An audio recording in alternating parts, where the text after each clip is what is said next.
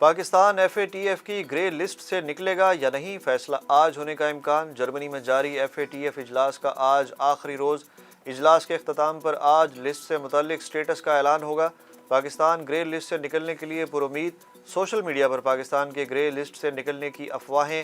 FATF اجلاس میں شریک وزیر مملکت ہنا ربانی کھر نے افواہوں کی تردید کر دی۔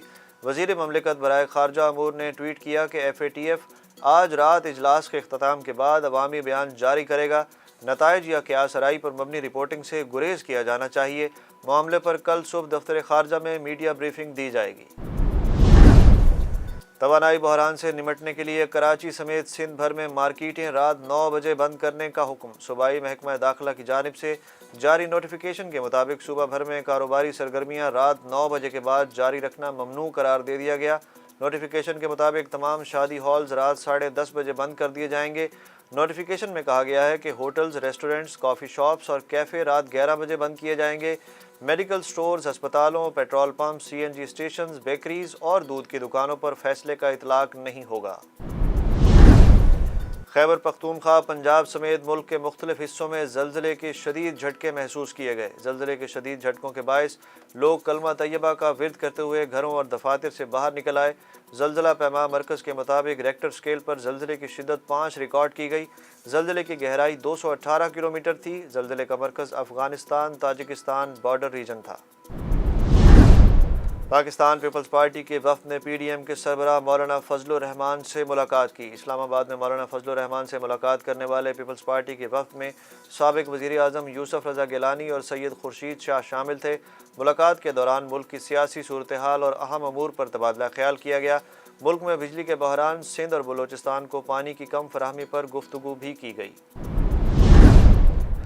سندھ پولیس کے سابق سینئر پولیس افسر راؤ انوار نے بے نظیر قتل کیس سے متعلق اہم انکشاف کر دیا۔ راؤ انوار نے انکشاف کیا ہے کہ انہوں نے بے نظیر بھٹو کے قتل پر JIT رپورٹ پر دستخط اس لیے کیے کہ ان پر اس وقت کے وزیر داخلہ رحمان ملک کا دباؤ تھا کہ قتل میں جنرل مشرف کو ملوث کیا جائے۔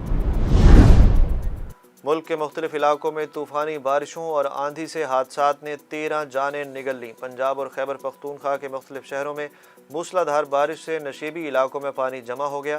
شہریوں کو آمد و رفت میں مشکلات کا سامنا۔ لاہور اور گجرانوالہ میں جل تھل ایک ہو گیا۔ راولپنڈی میں تیز بارش کے ساتھ یالہ باری بھی ہوئی۔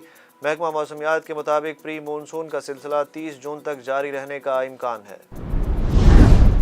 معروف ٹی وی میزبان اور رکن قومی اسمبلی عامر لیاقت کے انتقال کے باعث خالی ہونے والی نشست NA 245 کے ضمنی انتخاب کا شیڈول جاری کر دیا گیا۔ ضمنی انتخاب 27 جولائی کو ہوں گے۔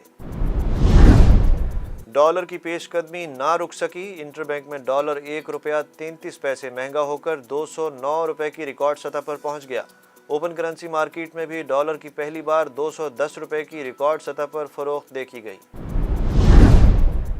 FATF گرے لسٹ سے نکلنے کے امکانات۔ 100 انڈیکس میں 410 پوائنٹس کا اضافہ ہو گیا۔ 100 انڈیکس اضافے سے 42,140 پوائنٹس پر آ گیا۔ گستاخانہ بیان دینے والی بھارتیہ جنتا پارٹی کی معطل رہنما نوپور شرما لاپتہ ہو گئی۔ بھارتی میڈیا کے مطابق BJP رہنما 5 روز سے لاپتہ ہے۔ پولیس تمام تر کوششوں کے باوجود ملزمہ کا سراغ لگانے میں ناکام ہے۔